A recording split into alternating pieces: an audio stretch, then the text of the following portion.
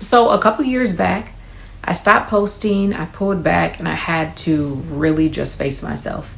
I had to take the time to sit with myself, sit with every choice that I had made, everything that I had been experiencing, and I had to decide to really stop playing the victim in my life. Find you under all that pain. There's a fire you can't contain.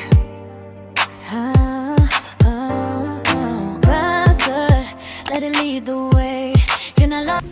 If you watched any of my other videos, then you'll understand why I say this so much in most of my videos. And I'm going to give you guys a background of why I say your silence can be loud. There was a space in my life where that silence was so loud that no matter what I did, no matter how much sleep I tried to get, no matter how much I tried to pray, no matter how much I tried to meditate or write in a journal or whatever it was, that silence was just overbearing. I couldn't stop hearing it. I was waking up out of my sleep in the middle of the night. I was dealing with anxiety. I was dealing with panic attacks. I was dealing with crying on my way to work. I was dealing with, struggling with things in my relationship, with my marriage, with being a good parent, with just being an overall functional person. And this is the reason why I took the time to step back and really dive in to what was happening. Sis, what the hell is happening in your life? If this is your first time here or you don't know who I am, my name is Ashley Nicole. I am a women's health and life coach. And I've been pushing more lately to record more videos on YouTube as well as TikTok and Instagram, where I'm showing my life for the most part on display.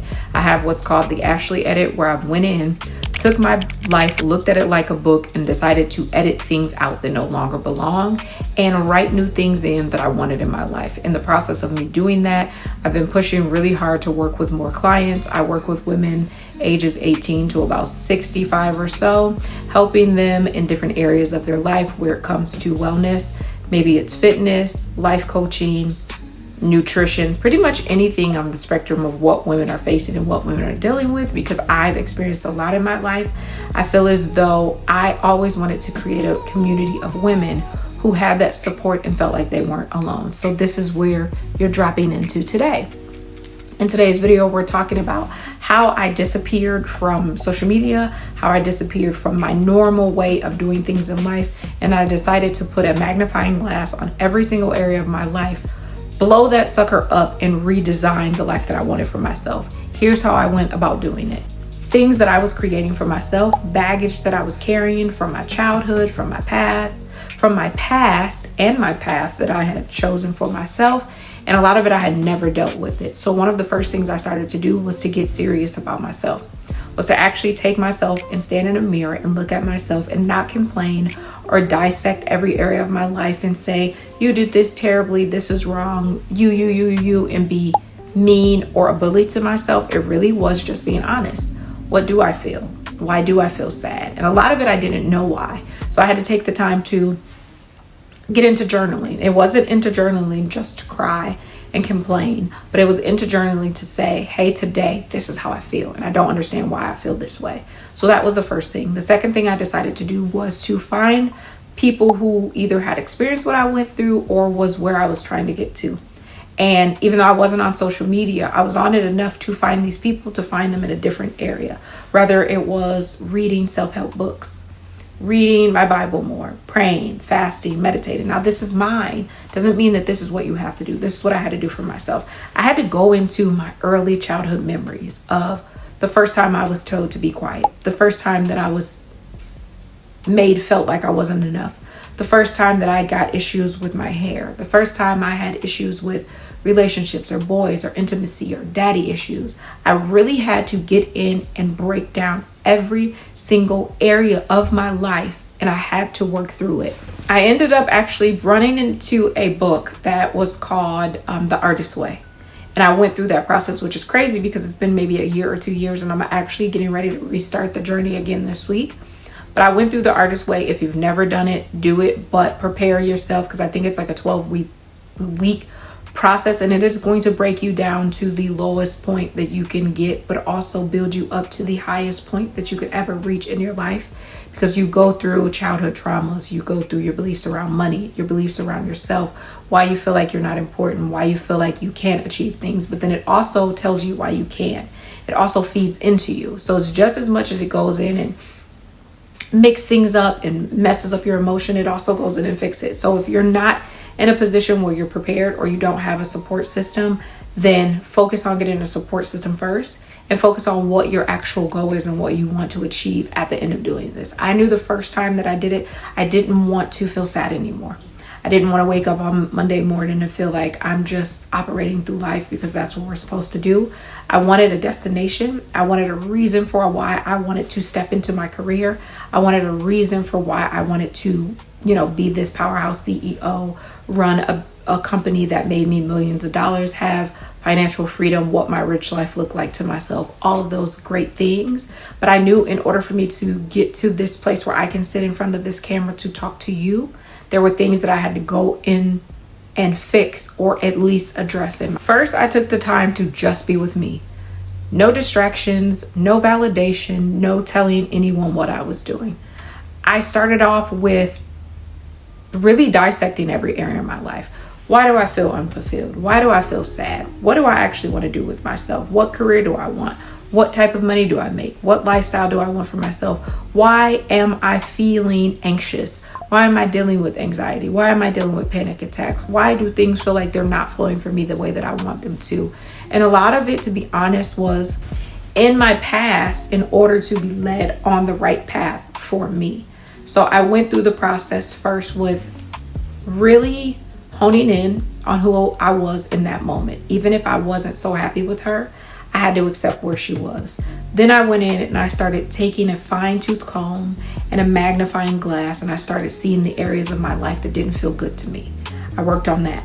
I worked on getting up early in the morning and giving myself more time, being slower on myself, being softer, not being that bully in the mirror, taking time to write down my feelings every single morning. And then I found either podcasts or books or YouTube videos or inspirational people that I felt like I resonated with, and I started working on myself every single day in, day out, to the point where there would be moments where I would be in my room for months at a time. I'm just going to be honest. I stopped drinking. I stopped going out.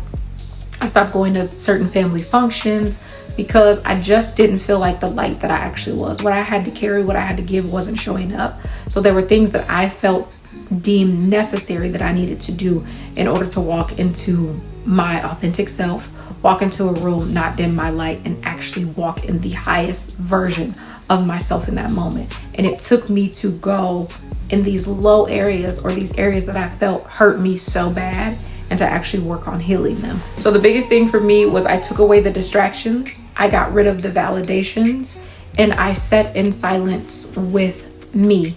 Even though sometimes that is the hardest thing to do, because you have to face yourself. You have to face decisions that you made, or things that you didn't do, or things that maybe you experienced. And what I understand and what I've learned from this entire process is that, yeah, I may have been hurt. Yeah, maybe someone did something to me or said something to me. Or maybe, my kid experienced this thing, which I've experienced. Maybe I didn't make the choices that I felt like I wanted to. Maybe I didn't push myself hard.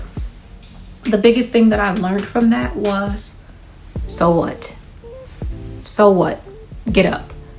If you still have breath in your lungs, if you still have the ability to taste, touch, smell, hear, move, and even sometimes some of us don't, and they still achieve great things, why am I still sitting still? Why am I still resting in this? Why am I still playing victim with myself? It was something that I no longer wanted. So I looked myself in the mirror and I said, so what? Get up. That is what I learned. What changed was my inability, or the ability to care what people thought about me. What changed was the confidence in which I felt for myself. What changed is I wanted something more, and I was tired of having the same conversations. I was tired of playing victim. I was tired of woe is me. I was tired of just laying down and letting life happen to me. So what changed is I built my business. I decided to choose myself. I gained confidence that I never had before. I was able to push through those days when my silence was loud. So what changed was I chose me.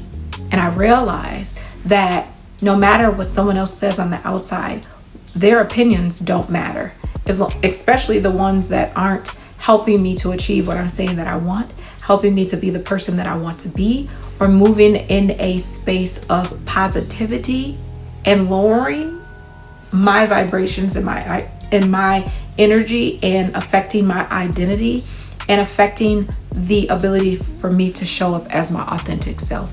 That is what changed. I walk into a room, I don't care if it makes people uncomfortable.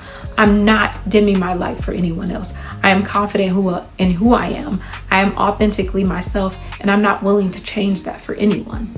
That's what changed with me going in and taking the time to sit silent, to pull myself away from people, to pull myself away from things, to take time on me to be who I want to be in this life, in this world, in this moment, in this space, right here, right now. What I'm doing right now is I'm keeping promises to myself. I'm staying consistent. I'm not being so hard on myself. I'm letting go of the ability that I have to control and be masculine in every area of my life. In my life, I'm allowing myself to be peaceful. I'm allowing myself to breathe. I'm allowing myself to be soft. I'm allowing myself grace. I'm allowing myself permission, because that was the biggest thing I felt. I wasn't giving myself permission. What makes you think you deserve this? Who do you think you are? Guess what? I know who I am. I know who I think I am. I'm her. I'm it. I'm that girl. I'm the one that's going to walk into the room. I'm the one that's going to feel confident. I'm the one who's going to be who I am, no matter if it makes other people uncomfortable. So what I'm working on now is I still get up in the morning. I still give myself peace. I still give myself grace. I still work on my morning pages. I still educate myself. I'm forever a student. So I still watch inspirational videos. I still listen to people on YouTube. I still listen to podcasts. I still go in and I read self-help books. I still write. I still meditate. I still pray. Those are the things that created a foundation in me that I needed. Because a lot of the times we wake up and we let life happen versus being the author of what we want for ourselves, writing those chapters, writing those sections. And if it doesn't feel good, you go in and you edit it out. You rewrite what you want it to look like. And if you don't know, then you just keep trying until you figure this thing out. Here's my understanding, and here's what I want to give to you. Sometimes you don't always need to be seen. There are moments that you need to be in the presence of people. There are moments where you need exposure, but there are also moments where you don't need to be seen. You just need to be rebuilding. You need to be working on you, taking time for yourself, understanding why your silence is loud, understanding what you need for yourself, realizing that the validations of other people really aren't going to matter. When you're 95 and you're sitting in a wheelchair, or choosing a life where you're 95 and you're working out in the gym, it's all in what you put for yourself, or walking, or traveling, or whatever that life looks like for you. It's never going to be what someone else's opinion of you really, dictated the trajectory of your life. What matters is what you want for yourself, what you're willing to reach for, the time that you're willing to take for yourself, and what that looks like for you. So here's what I want to leave you with. If you've never taken time for yourself, and I mean silence, I mean time away from you, time away from your kids, time away from your mate, time away from your friends, time away from your family, do so. And it doesn't have to be a big thing where it's months. It could be a day. Take yourself out somewhere alone.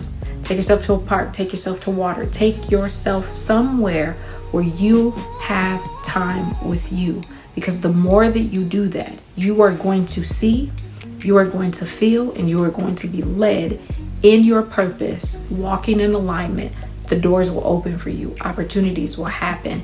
Peace will come. Healing will come. Patience will come. Grace will come. Permission will be easy to give yourself. Saying no will be easy. Setting boundaries will be easy. Understanding what works for you will come easier to you. But the more that you fill your time and your space with other people, other people's beliefs, other people's opinions on you that really don't matter, the harder this thing is going to be for you. So as always, I'm going to tell you, like, subscribe, hit that notification bell. Make sure to leave a comment below. You are capable. You are more than enough. We understand that things happen. So what? Get up. In the process of that, remember to breathe. And as always, I'll see you guys next time.